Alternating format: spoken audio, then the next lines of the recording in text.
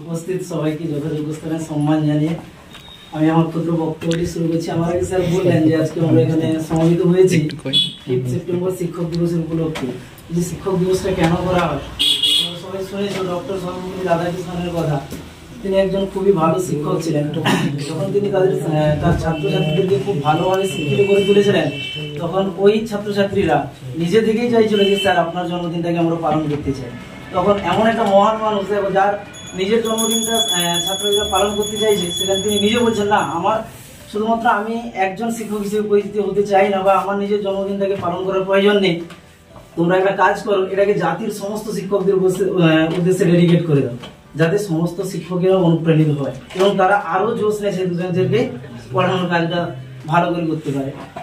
আর আরেকটা কথা যেটা হচ্ছে, দেখো শিক্ষক দিবস মানে এটা হচ্ছে একটা শিক্ষকের দিবস।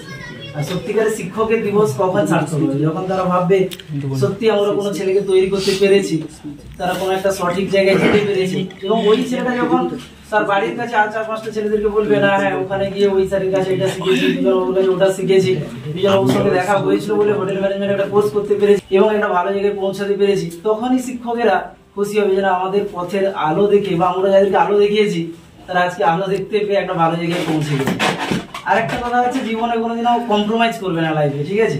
মানে আজকে আরজি করে বিভিন্ন একটা বড় বড় ঘটনা ঘটে যাচ্ছে, যেখানে সমস্ত মানুষ কিছু আরে কতদিন চলবে, 1 মাস 2 মাস, তারপরে সবাই চুপ করে যায়, আলটিমেটলি কোনো বিচার পাবে না। যতটা আমার মনে হয়, চাইবো সবাই যাতে বিচার পায়, কারণ অভয় কাণ্ডটা একটা মেয়েদের প্রতি এমন ভাবে তুলেছিল যে এটা যদি না বিচার পাওয়া গেলে আর মেয়েরা তখন নিজে থেকে শক্তি হারিয়ে ফেলবে, আর এরকম একটা ব্যাপার।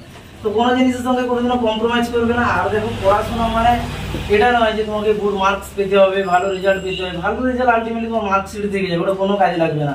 5-6 বছর পরে তোমাকে কেউ জিজ্ঞেস করবে না যে তুমি মাধ্যমিকে কত পেয়েছো, উচ্চ মাধ্যমিকে কত পেয়েছো। এখন তোমরা বুঝতে পারো, কেউ বলবে 1 এ কত পেয়েছো, 2 এ কত পেয়েছো, 3 তে কত পেয়েছো। আজকে আমাকে কেউ জিজ্ঞেস করবে তুমি মাধ্যমিকে কত পেয়েছো, উচ্চ মাধ্যমিকে কত পেয়েছো।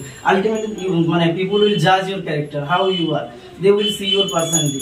এমন ভাবে তৈরি হতে হবে না যে পড়াশোনার পাশাপাশি তোমার ক্যারেক্টারটাকেও ভালোভাবে তৈরি করতে হবে। নিজের পার্সোনালিটি এমন ভাবে করতে হবে যে 10টা মানুষ তোমার সঙ্গে যেচে কথা বলছে, তুমি কেন যেচে কথা বলছো। নিজের বিহেভিয়ারটাকে ঠিক রাখতে হবে। Ultimately you have to be a good human being.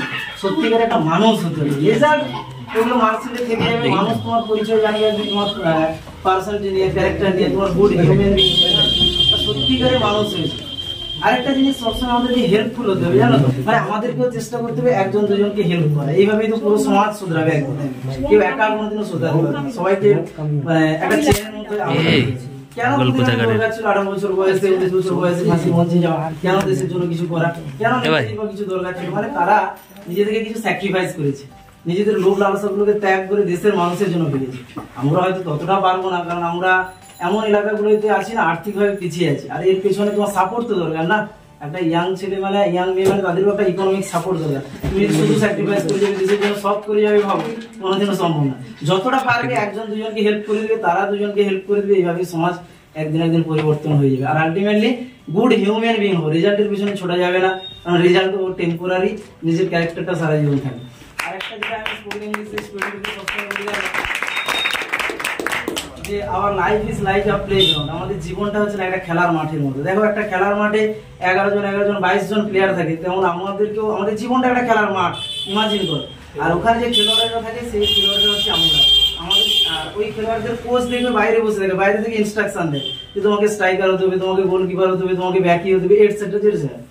অর্থাৎ সে সেখান থেকে নির্বাচন করে দিয়েছে। যেমন গডও আমাদেরকে নির্বাচন করে দিয়েছে হয়তো প্রসেস অনুযায়ী, আমরা হয়তো স্ট্রাগল করেছি, কিন্তু আলটিমেট উনিই দিশাটা দেখিয়েছিলেন যে এই জায়গায় পৌঁছাতে হবে। হয়তো শিক্ষক হয়েছে, ডাক্তার হয়েছে, কেউ ফার্মার হয়েছে, যা কিছু হয়েছে, কিন্তু সবই তার দান। সেরকম ব্যাপারটা হচ্ছে, তুমি যদি ফুটবল মাঠে একটা স্ট্রাইকার হিসেবে ভালো খেলো, তাহলে তোমার সাপোর্টটা কে করবে? বাইরের কোচ করবে। যেমন আমরা আমাদের জীবনে যে রোলটা পেয়েছি, শিক্ষক হোক, ডাক্তার হোক, যে কোনো প্রফেশন, আমরা যদি আমাদের রোলটাকে সৎভাবে পালন করি না, ওখান থেকে কিন্তু আলটিমেটলি পুরস্কার আসবে। ও পুরস্কারটা তুমি হয়তো মেডেল হিসেবে পাবে না, ওখানে স্ট্রাইকার একটা গোল করে দিল খেলার মাঠে, সঙ্গে সঙ্গে কিন্তু ও পুরস্কার পেয়ে যাবে। কিন্তু আমাদের পুরস্কারটা হয়তো ধীরে ধীরে আসবে, কোনো না কোনো দিক দিয়ে দিয়ে দেবে। আরেকটা জিনিস দেখো, ওখানে খারাপ খেললেও পরের দিন কি বলবে, যে পরের ম্যাচে আর তোমার খেলতে নেওয়া হবে না। আমরাও যদি খারাপ কাজ করি না, হয়তো সঙ্গে সঙ্গে গড় কিছু বলছে না যে তুমি আর পড়াতে যাবে না, তুমি আর ডাক্তারি ট্রিটমেন্ট করবে না, কিন্তু আলটিমেটলি কোনো না কোনো দিক দিয়ে হয়তো 5 বছর 6 বছর 10 বছর পরে সুদ সমেত রিটার্ন দেবে আমাদেরকে। মানে আমাদের খারাপ কাজের যে কি ফলটা দরকার, সেটা একবারে সুদ সমেত হিসাব করে রিটার্ন দেবে। তো তো এই বলে আমি শেষ করবো যে জীবনে একটা গুড হিউম্যান বিং হোক, সত্যিকারের মানুষ হোক,